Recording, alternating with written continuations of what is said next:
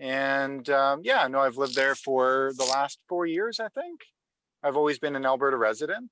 Um, yeah, born and raised in Alberta, and yeah, no, it's a good life in the province of Alberta. Things are good here, but yeah, no, it's getting darker day by day, and it's yeah, it's a little bit dark. I'm having to do this video call from my car today.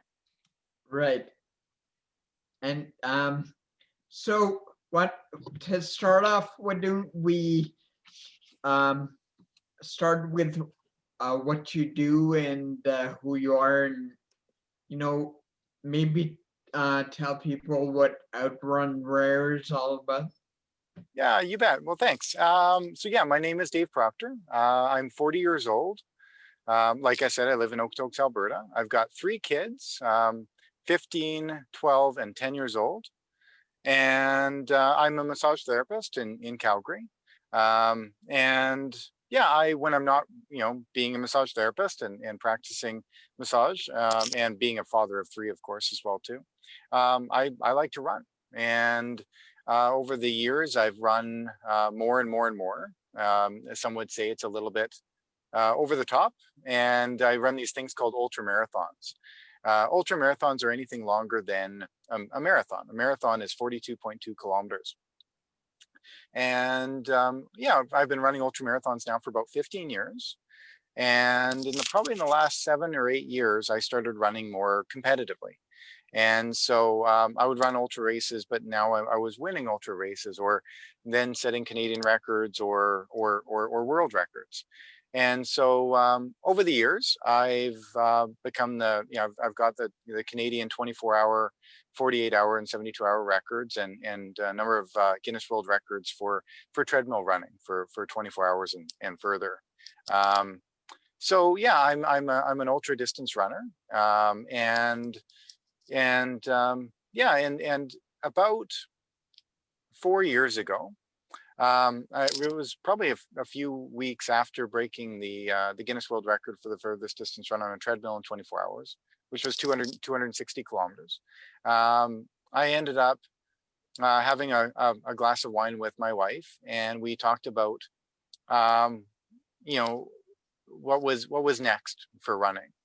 And it was interesting because it coupled with a very specific need and desire and a frustration in my wife and in my eyes, and that was, the need for more, rare disease support in Canada. And so, we got talking about that, and got talking about, what we thought the void was within our medical systems and our social systems. And we also got talking about, really what can we do about it? Myself personally, I've always been one of these people that, it's, you don't ever scream from the cheap seats. You get up and do something about it. My long-term hero, my hero of all time, has been Terry Fox. There's a saying that says that it wasn't really how far Terry Fox got, it's how far he got us, when it comes to cancer research and support and on and so forth. Sorry to interrupt you, but for the sake of people who are not Canadians, can you just briefly cover who Terry Fox is? Yeah, absolutely. So Terry Fox, back in 1980, ran with one leg across Canada. Now, he ended up not making it across Canada. He stopped in close to the middle, and it was because his cancer came back, and he later on passed away because of that. But ever since then, the Terry Fox Foundation has brought in over $800 million and has really transformed the way that Canadians view and research and study and support, families living with cancer. And so it used to be a death sentence. Now, there's hope for people with cancer. So yeah, so we got talking about the needs that face the rare disease community. And the main reason why I'm so affected by, rare disease in my life is because my son, who's 12 years old, yeah, his name is Sam, he's got a rare disease called relapsing encephalopathy with cerebellar ataxia. And, it's been a significant frustration in our lives, and well, mostly, of course, in his life, is because it took us about 6 years to get his diagnosis in Canada. And really, ever since getting the diagnosis, we, along with many other rare disease families, kind of get the feeling that, our medical system and our political system tells us, you go stand over there, we're going to get around to you. And then they don't. Um, and I've come to realize over the years that Canada is the only developed country in the world without a rare disease strategy. Um, and it's simply because our politicians really haven't gotten up, stood up, and created a system that supports these families. And one out of every 12 Canadians has a rare disease.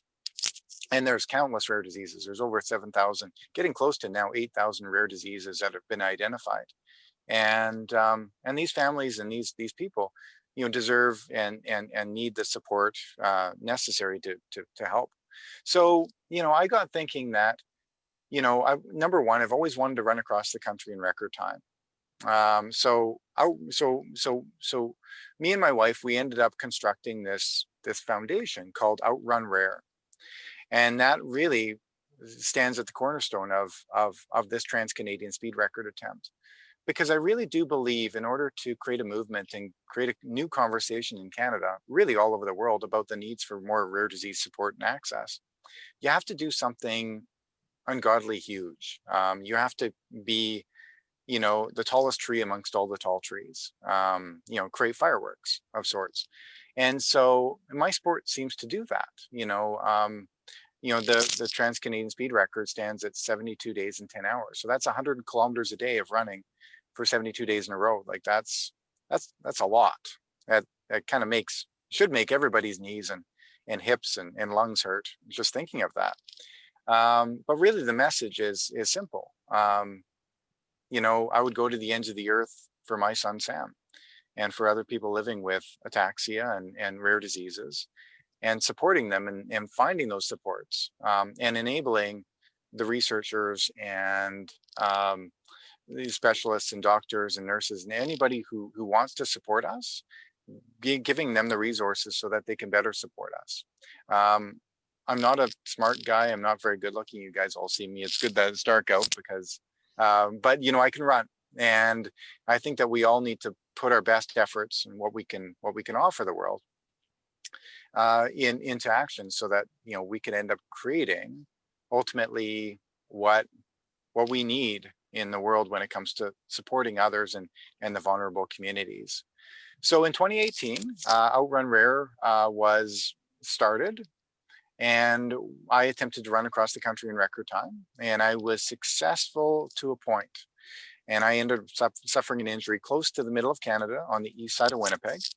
And I was running 105 kilometers every day, no days off, and it was going well until it didn't go well. And at that point, we ended up raising a lot of money for a foundation that we ended up linking ourselves to. And then from there, we got a tremendous amount of support with media and just an incredible following. It was really quite fun. It was really quite neat. But of course, with this, not really being finished, of course, I felt like, we do need to be getting back out on the highway and finishing what we started. So in 2020, I was supposed to run across the country again in record time.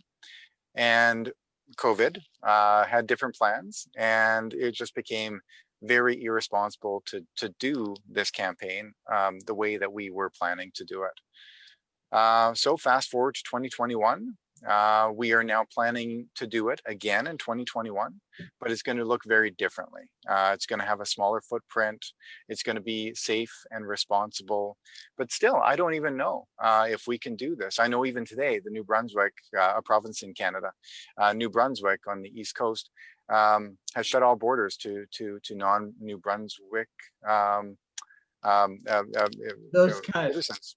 Yeah, those guys. Yeah. Mhm. And so I don't know if we can do this. There's a good possibility I'm going to start running and I'm going to get stopped at a border because I'm not allowed to come in. But yeah, we're going to try our best to do this. So right now I'm getting as fit as I possibly can. We are planning a strategy in order to get the best results possible when it comes to rare disease advocacy and support. I personally believe, and maybe this is me getting into the weeds a little bit too much, But I personally believe that by going out and asking a community for $1 million or $10 million to provide research for a vulnerable community, it doesn't really bend the needle. So I would like to see our 2021 campaign, and I almost guarantee you that this is what we're doing, that I'm not going to ask for any money whatsoever, but I'm going to ask for support. And so we're either going to do one of two things. We're going to build the largest petition in Canadian history, asking for a rare disease strategy enacted immediately. Or we're going to have an open letter to our Prime Minister, Justin Trudeau, asking for him to publicly acknowledge the fact that every government prior, and including this government, has done very little to support the rare disease community, and that he's going to do better. So ultimately, we want to create a movement and create a conversation amongst average Canadians about the void within their medical and social systems. And I can't wait to start running and hopefully build some momentum behind that. You also practice at sports massage therapy. How do you balance that with running Outrun Rare? Yeah, so I have a very hard time with it because I have, I'm working now with foundations. There's a lot of, paid staff and on and so forth, but I've always refused to take any payment or anything from these foundations, and so including Outrun Rare. So this is all part-time. So we end up having 32 volunteers that we get to kind of do all this work. And really, it's a lot of people within the running community and the rare disease community that step forward and support us through, helping with this or helping with communications here or logistics and pulling permits or whatever that is. So yeah, I work as a full-time massage therapist in order to pay the bills like we all have. I've got a family of 3, so I'm busy being a dad. I pull probably about 30 hours a week just through the work that I do with Outrun Rare. And then of course I have to run 200 to 300 kilometers a week in order to be fit enough to even consider running across the country in record time. And so it's timing is a bit of a it's a bit aloof. Right. Your son has relapsing encephalopathy with cerebellar ataxia. How does that, do you want to tell us about that? Absolutely. Yeah. How does Oh, it yeah. affect him and all that? Yeah. So Sam is now 12 years old. And when Sam was 1 year old, so he was 13 months old, he was just a regular, little toddler who was learning how to walk and getting around. And he ended up getting sick one day. And he ended up having a fever. And we thought, oh, well, we'll just put him in front of cartoons and cuddle with him and on and so forth. Well, he ended up within hours losing all function of his body. And so he was rushed to the Alberta Children's Hospital, in which he, went through all these diagnostics and everything. And over the next many weeks and months, he ended up regaining a lot of what he lost. But really, that's where the diagnostics kind of ended. 1 year later, so he was 2 years and 1 month old, he ended up getting the exact same symptoms. And so again, ended up at the same hospital, seeing the same specialist. And at that point, they said, okay, this is something that's troubling. This is a relapsing condition. This is something we don't understand. So that's when the diagnostic started. So 6 years later, that's when we ended up getting our our diagnosis of relapsing encephalopathy with cerebellar ataxia. So what ended up happening was that certain specific virus that he got twice in his life, and he could get sick with another virus and he could have another relapse. What that did was there was a genetic abnormality that ended up making it so that that when he got sick with that virus, his cerebellum essentially just turned off. And what ended up happening was he ended up having relative damage caused to the back part of his brain that really controls and balance and coordination and on and so forth. So he so it really, after the first time and the second time, especially after the second relapse when he was 2, it took a long time for him to take his first step again. It was probably about 3.5 years after that. And it's been, you look at him now and yeah, he slurs his speech. Yeah, there's, general lack of balance and coordination. You ask him to give you a high five and you might have to aim your hand at where he's swinging it. There's his head is bobbly and wobbly and things, but overall, he's a very, very happy, healthy young boy. He's got the best grades in his class. He gets up half an hour before his sisters do because he understands it's going to take him a little bit longer to get breakfast ready and to get dressed and on and so forth. So generally day to day, we're very, very lucky because, and he's very lucky as well too, because when it comes to the rare disease space, I mean, there are people that are really struggling with many other symptoms. And, Sam day to day has found a way to get by. And that's the beautiful thing about ataxia and really, humans as in general, isn't it? Is that, we find a way to you know, to battle and to get over top of our general struggles in order to achieve the things that we want to achieve. So yes, generally Sam is doing well day to day, but the idea of another relapse, and it is always lurking. Even COVID, kind of has my wife and I kind of a little bit scared because hey, there's a fever attached to that as well too, and so we just don't know if that is a virus that ends up creating another relapse, and so we're holding them a little bit closer to home these days, just simply because of general health concerns. How did you get started with the Rare Disease Foundation? And Yeah, so is that Canadian or is it bigger than that? no, it's a Canadian foundation, absolutely. And so I was, frustrated with the rare disease space, and I, started making phone calls and talking to board members from different foundations and on and so forth. And one of my issues that I found early is that there's over 60 rare disease organizations in Canada. And so siloization is a real issue where we don't really focus on rare disease as a whole. We just say focus on, specific rare diseases like Rett syndrome or relapsing encephalopathy with cerebellar ataxia. And maybe that's the problem. Maybe that we're all not coming together and supporting one another. And so I was talking with a board member with the Rare Disease Foundation, and he was telling me about a lot of the things that they were doing. And I saw a light within him and the foundation, and I said, "How can I better support you?" And he said, "Yeah, what about doing that run for us?" And so he and I and the foundation got together, and we formed a third party fundraiser. So just so that the Rare Disease Foundation didn't have anything to do with Outrun at first.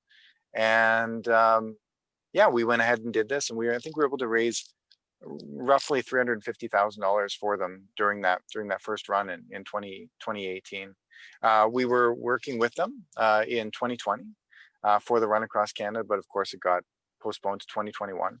But we've just recently decided that we want to act separate from the Rare Disease Foundation, simply because,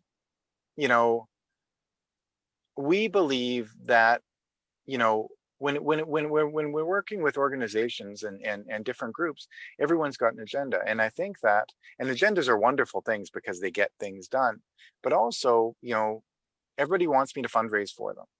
But if I don't do any fundraising, but create a massive movement, because when you tell the average Canadian or average person in the world, the way to support me is you can put your wallet away, but just give me your signature or give me your support.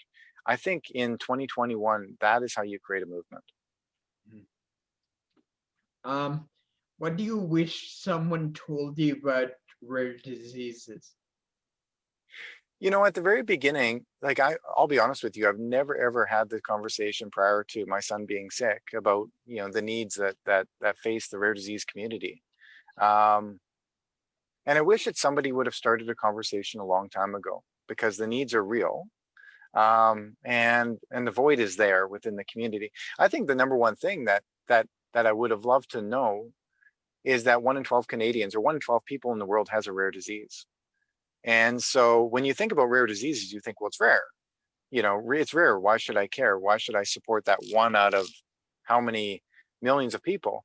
But when you put all the rare diseases together, and a lot of them, a lot of the symptoms and a lot of the support is, one will affect the other, that will affect the other. And so by really having a strong rare disease strategy, I think that if it really affects everybody and it benefits everyone. So really that 1 in 12 people in the world have a rare disease, and that this population really need the support as well too.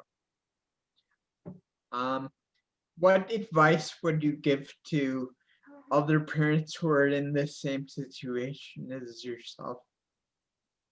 I would say, go out and be the strongest advocate that you can be. And really understand as well too, that the doctors and researchers and specialists that are trying to help your child, they're not a part of the problem. And maybe the problem is that the supports necessary aren't there. And ask them what they can, because I think that the very best people in the world that I've ever met are the specialists and the doctors and the researchers, and they desperately want to help my son and other kids and other adults. What can I do to help support them? What can we do that might be thinking outside the box to better help them help us? So really, it's trying to get ahead of the messaging and really just provide love and provide support wherever we can, because I love the fact that these specialists are as smart and are as intense as they are about supporting us. But I think that if we all do our part to support them, they can better support us. And lastly, how can people get involved with the Outrun Rare? It's kind of up in the air right now. I think within a month or two, I'm going to have a better idea of exactly what we're doing when it comes to the petition, or when it comes to the open letter to our prime minister. Really, I think what it is it's having conversations. It's sharing a lot of the content that we're going to be putting out on social media, on Instagram. On Instagram, it's Dave Outruns Rare. On Facebook, it's Outrun Rare. We have a group, and on Twitter. And so, it's sharing a lot of the content and having a conversation with your neighbors and on and so forth about, this vulnerable group of people that really need support. And it's not somebody else's responsibility to give that support. It's every person's responsibility to look out for any vulnerable population within their community. And yeah, so I think that would be it. Is what? Stay tuned, because once we release a strategy, there will definitely be a call to action. Great. Well, thanks, Dave, for your time. I'm gonna now we're going to open it up to some of the other people here, and maybe they can raise their hand if they have a question, or type it in the chat. So let me see how I unmute everyone. And there we go. Think. So if anyone has a question for Dave, just raise your hand and we'll go ahead and get to it. I'm not familiar with the type of ataxia your son has. Is it progressive? Yes. It's not progressive. So that's wonderful that it's not progressive, but it is a relapsing condition. So we do have to be concerned about him getting sick with specific viruses that will end up, really attacking his system. And then from there, really knocking him down quite a ways and having to kind of relearn how to walk and talk and move and on and so forth. So no, it's not progressive. And the wonderful thing is that we're noticing with Sam is that he day to day, week to week, month to month, he is finding solutions, and it does seem like his ataxia is getting better.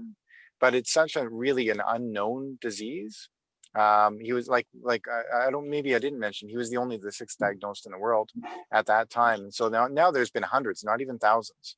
But no, I think it's so yeah, it's not a progressive disease, but the relapsing condition is our concern.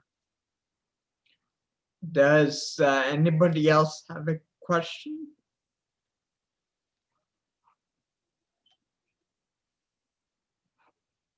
Jesse, Courtney? I had a million questions while you were speaking, but I've forgotten most of them already. Sorry. Yeah, that's a problem we have with ataxia, is sometimes our memory can kind of be elusive. Mm-hmm. Absolutely. Anybody else have a question for Dave? Okay, well, I guess thanks, Dave, for taking the time to join us. I know you're pretty busy, and have a good rest of the night. Thank you so much, Yeah, Dave. thank you, Thank Dave. you. That was Thank great. you, everyone. Okay, Thanks. thanks. Thanks, David. Bye. Thanks. Take care, everyone. You Bye. too. You too. Thanks.